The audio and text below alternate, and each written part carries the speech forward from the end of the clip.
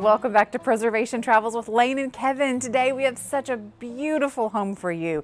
We're at the 1880 Alison-Crawford house here in downtown Little Rock, Arkansas in the Quapaw quarter. It is a glorious spring day. The birds are singing, little kids are out riding their bicycles. It feels like we've stepped 100 years back in time. It's absolutely splendid. This home has my favorite exterior. This is a high-style Queen Anne Victorian. We have fretwork, gingerbread, a gazebo porch, a tower up top. It has all the elements that just make my little preservationist heart sing. But we get contacted all the time from people who are looking to get into restoration, preservation, and rehabilitation. And the number one thing we hear is, we want to start this, we want to take on a project, but where do we begin? How do we get started? And our advice is always, find you a project where the big things have been done and you can tackle the cosmetics. That's how you get started. That's a great way to introduce yourself to the process. And we have found the perfect project home for those of you who want to get in but not dive into the deep end. So welcome to the Alison-Crawford house. Let's go inside and see what you can do to turn this into your dream home. Come with me.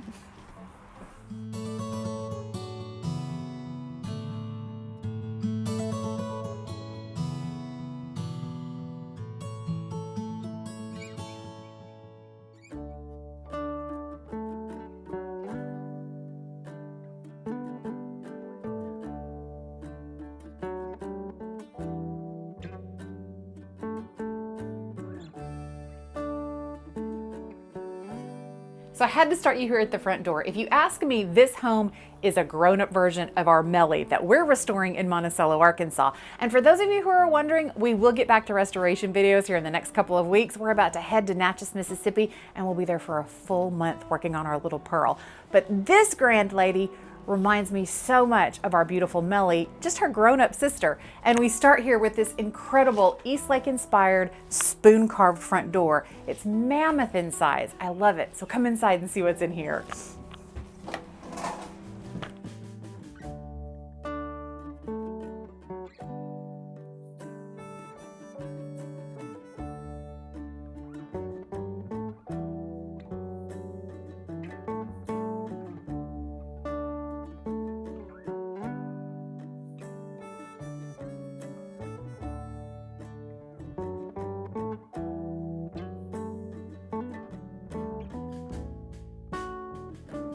Well, here we are in the entryway of this grand home. As we've talked about many, many times, these entryways were important spaces. They were the first space that your guests saw when they came to visit you and paid a call, and many guests never made it out of this space. So it was important that these be impressive, bold, statement-making spaces. Here we are in front of the beautiful entryway fireplace. Most of these homes we've shown you of this period have a fireplace in the entryway. It's here to impress.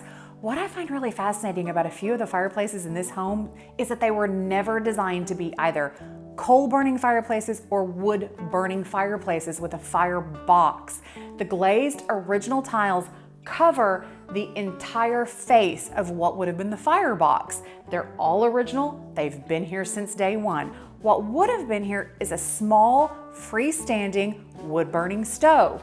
The stovepipe cover is present. That's where the stovepipe would have entered, and the smoke would have exited through the chimney. But this was never meant to be an open flame burning fireplace.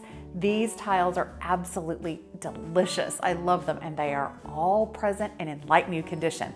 Then we move to this glorious ascending staircase.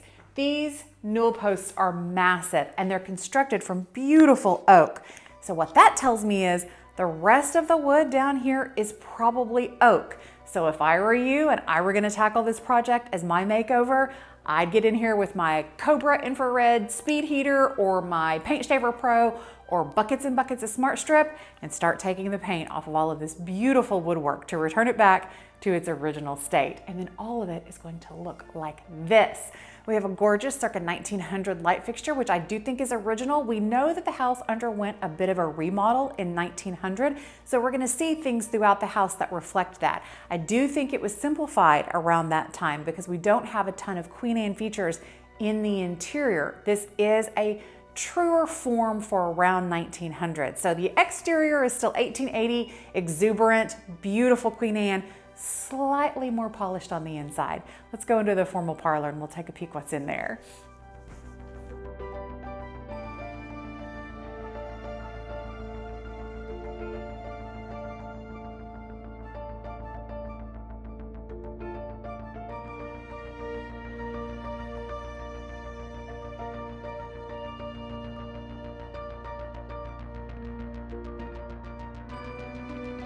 I love this space, and mostly because of this gorgeous tri-pane window behind me. It lets in so much natural light and it retains its wavy glass. So the light that floods across the room has that gorgeous texture. Above me hangs what is probably an original gasolier. It hasn't been converted, so you could convert that if you wanted to, or leave it as original. Behind me, a beautiful mantelpiece. This is the only fireplace in the house that's currently functioning as a wood-burning fireplace. All of its glazed tiles are original. We have the oak leaf pattern down here on the hearth, and then beautiful model design here. I am dying to get after this mantelpiece with my stripper. The detail here is absolutely stunning. We have Eastlake design here and here, and then we're transitioning into a softer style in this area, which appears to be oak leaves and acorns. But we really won't know until somebody gets all of this paint off and shows us what the detail is underneath here. But I bet you have a glorious galleried solid oak mantelpiece under these coats of paint. Underfoot, you'll notice parquet floors have been added. I was able to pop up a little bit of parquet in the corner and see that the wood floors, the original wood floors, are still underneath here. So again, if this were my rehabilitation project, I'd pop these parquets out and see what I could do with the original heart pines underneath. Let's take a look at the dining room.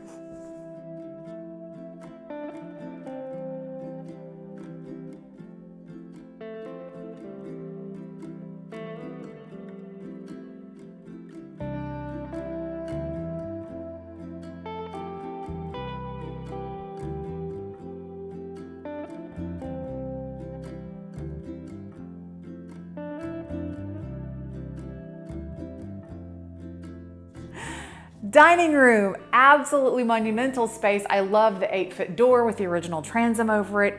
Incredible. My favorite aspect of this room is what is probably the original gasolier with its original plaster medallion above. Now, for those of you who are wondering, because my husband just asked me, who's filming this, a gasolier is a fixture that is half gas, half electric. During that time when we were phasing out of gas lighting into electric lighting, we had gasoliers. So the globes that face upward toward the ceiling, those are your gas fixtures, part of the fixture, and these that face downward are your electric part of the fixture. So these are gasoliers. Behind me is another incredible mantle covered in paint, but it still retains its original beveled glass and all of these glorious glazed tiles in place, ready for you to put a little wood burning stove right in front of it and take it back to like it was many moons ago. Now let's look in the back part of the house and see how this house has evolved over time. Lane, are you ready for your treat? I am ready for my treat. Thank you, baby. So we are excited that this episode is brought to you by Monk Pack. Kevin knows that when I'm in the middle of a project like this one, I forget to eat. When I forget to eat, my blood sugar gets low. And my tendency is to reach for something like super high sugar, high calorie, just to get that blood sugar pumping again. But with Monk Pack, I don't have to worry about that. Their nut and seed bars have 2 to 3 grams of net carbs. And better still, only 150 calories per bar. So they're the perfect pick-me-up while I'm in the middle of this project. Healthy, good for me, and it tastes delicious. Monk Pack offers low sugar, keto-friendly bars which are plant-based, gluten-free, and non-GMO. My favorite is the caramel sea salt. Kevin's favorite is the peanut butter dark chocolate. So these truly are the perfect snack for anybody who's trying to eat better, eat healthy, but really enjoy what they're eating. So you can get 20% off your first purchase by going to monkpack.com and entering code RESTORATION at checkout. 20% off your first purchase, and let me tell you, these are absolutely worth it. I hate health food bars. I hate protein bars. They're disgusting.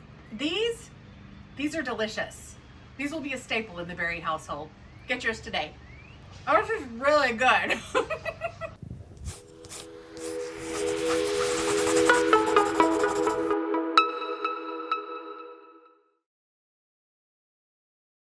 Many of the lots here in the Quapaw Quarter are narrow and deep, and this house was built to accommodate that. So here we are in the hallway extending to the back of the house. Behind this door is a huge laundry room. It's a spectacular space for all your laundry needs. And then here we have the space that was probably the first and possibly only original bathroom in this house. I love the sink. It has an incredible 1930s faucet on it, which I would absolutely keep, and some beautiful real wood beadboard all around the perimeter of the room, and of course, a clawfoot tub.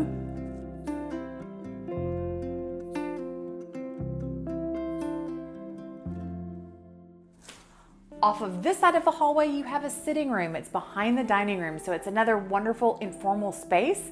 You could have your formal living area that you can decorate with all of your antiques, make it very period appropriate, then come into this space and have a great, comfortable, modern family room.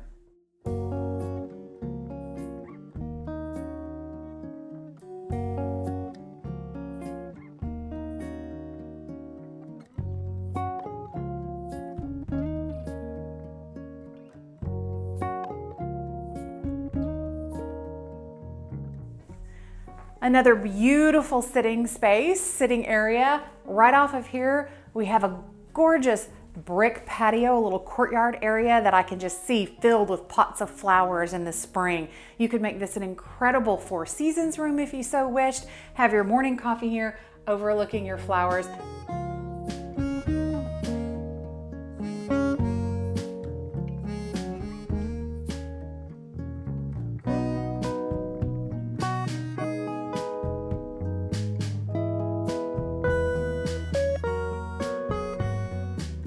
Then have little patio parties with your grill off of this space and let this be your entertaining area, because right here is your kitchen. Now, probably originally the space that we just showed you that's a sitting room would have been a breezeway between the main part of the house and the kitchen space. We're not entirely sure because this home has undergone so many evolutions over its lifetime, but this right now is the kitchen space. It's not huge, but it's ample space to create a wonderful period appropriate kitchen should you so wish. That's what we would do. We would take out these slightly modern fixtures and bring in a kitchen that looks like it's been here since 1880, but functions like it's modern. This space is one of my favorites in the house.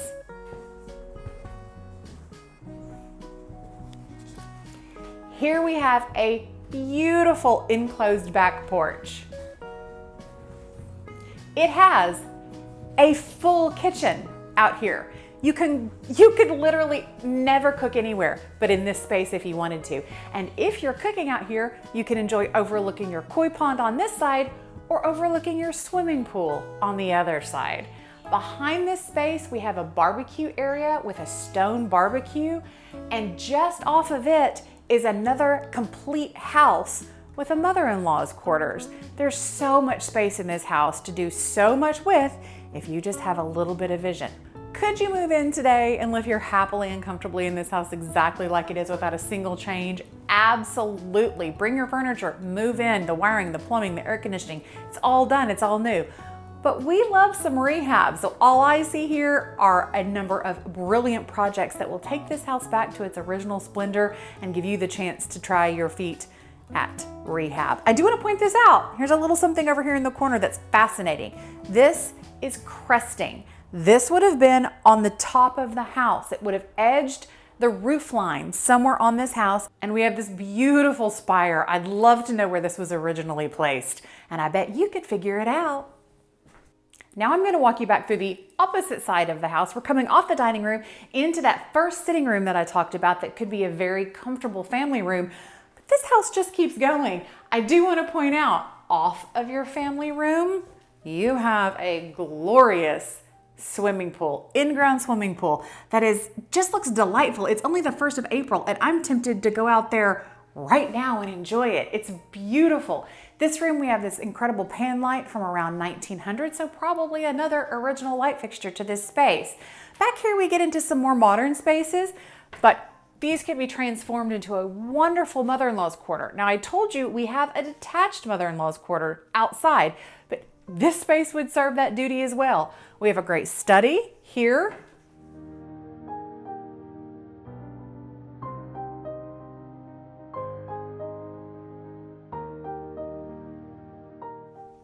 We have another laundry space.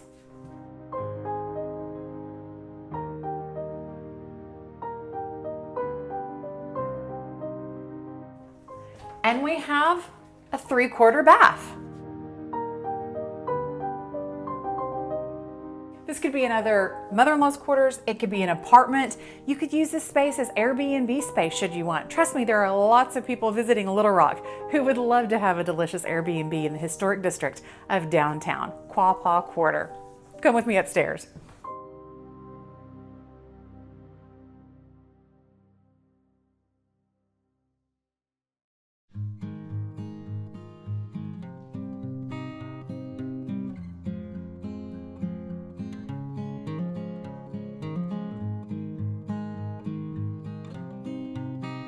Here we are in the landing for the second story. And above me is another glorious gasolier. These gasoliers, if you buy them on the open market, are several $100s. So the fact that this house is filled with these in and of itself makes this house a treasure. I also want to point these out. I love these corner protectors. We only find them in Victorian era homes of about this period, and I think they're spectacular. Does it need the paint removed? Yes, it does, but I know you can do that. Let's take a look at the bedrooms up here.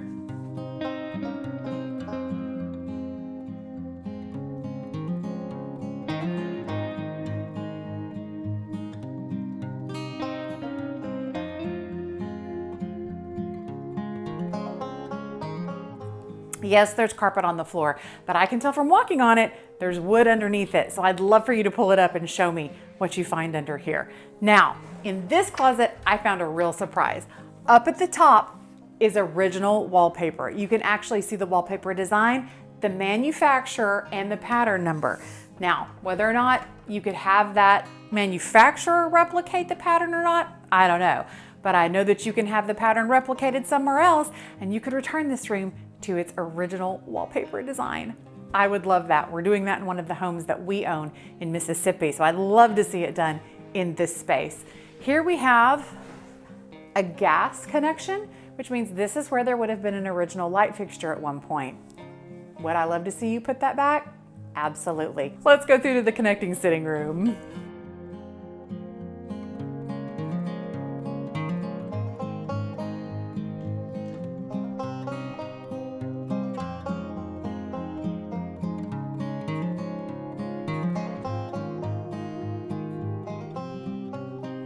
This is being used as a study right now, but it would make an incredible bedroom. It does connect to the first bedroom we just saw, but very common in homes of this period.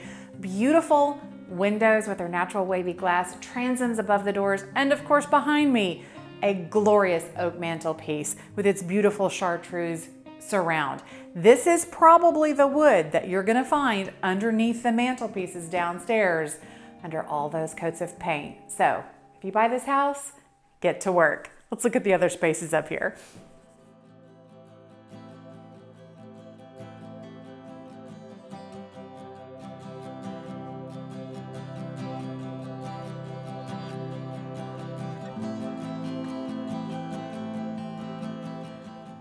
And here we are in the third bedroom. I love the light that comes in here. It looks like these are west-facing windows, so you're getting gorgeous afternoon light. But I have to point out, over where the bed sits and where the bed would have always been in this room, we have two gasolier connections on either side of the bed. So can you just imagine 100 years ago when you could have just twisted this little knob and turned on your gas light for the evening? I can see under all of these coats of paint, these fixtures are Eastlake in design. I can see just a hint of it left after 120 years, 140 years of being painted over and painted over and painted over. A little bit of work and you're gonna have glorious gas fixtures here again. Or maybe rent some electrical and make them electric, but keep your original fixtures. Let's take a look at what's being used as the main bedroom space. Here we have a powder room, and just off the powder room is the hallway to what probably would have originally been servants' quarters, but now has been converted into the main bedroom and bathroom, and then another little mini apartment. Come with me.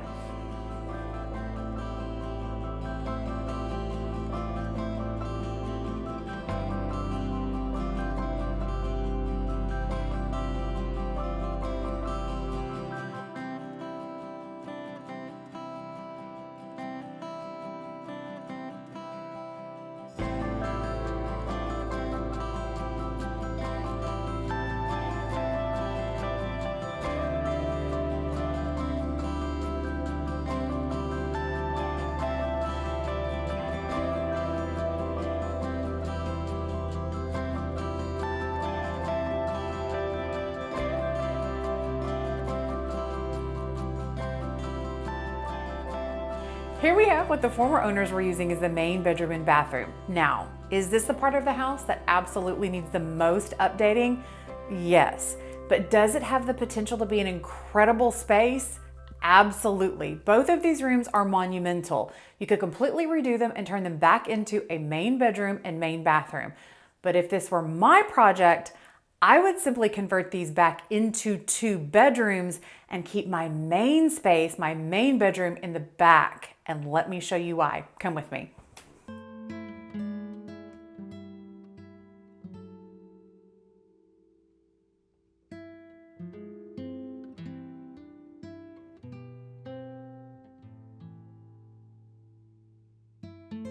So if I were rehabilitating this house, this is probably the space I would use as the main bedroom for several reasons. Now it is on the 2nd floor, so there's plenty of room for a main bedroom on the 1st floor should you want to convert some of those spaces.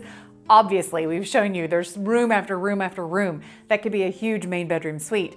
But if you're not opposed to a 2nd floor main bedroom, this space is perfect. We have this huge main space off of which we have a huge plumbed bathroom. It already has a clawfoot tub. Again, cosmetically, it needs to be completely gutted and redone, but that's fine. It's easy to do. We have an enormous walk-in closet, one of the biggest walk-in closets I've ever seen in a house of this age. And we have a kitchenette. All I can assume is that at some point this house was broken into multifamily living. So we have a little kitchenette in this space. So you have plumbing, wiring, everything is here, everything is present for you to create sort of the main bedroom of your dreams. You could even have a laundry space in there if you wanted to. But one of the reasons that this would be a favorite space of mine to create a main bedroom is what's through this door.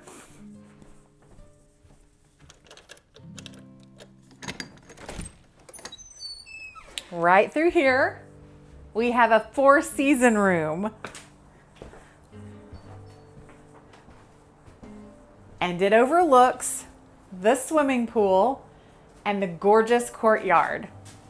I would spend so much time here. I think this would be my favorite space in the house, especially at this time of year. So if it were me, this is a space I would use to transform and create an amazing main bedroom. Private at the very back of the house, you get no street noise, an incredible opportunity to create the space of your dreams inside the home of your dreams. It's everything a rehabilitationist, preservationist could ask for. So let's go downstairs and we'll talk about the specifics of what it would take to make this home your home.